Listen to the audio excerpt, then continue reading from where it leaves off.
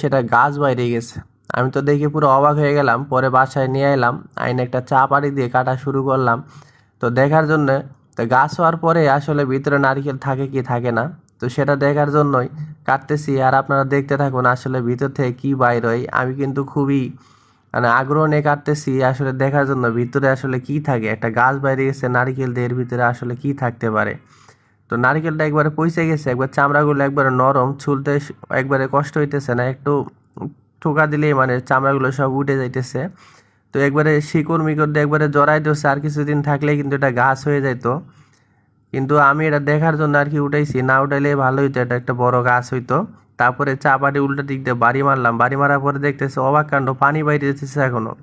তো ভিতরে দেখি পুরো একটা ফুলের মতো হয়ে গেছে, এখনো কিন্তু নারিকেল আছে। আমি তো দেখে পুরাই অবাক। ভিডিওটি ভালো লাগলে অবশ্যই একটা লাইক দিবেন। ধন্যবাদ সবাইকে।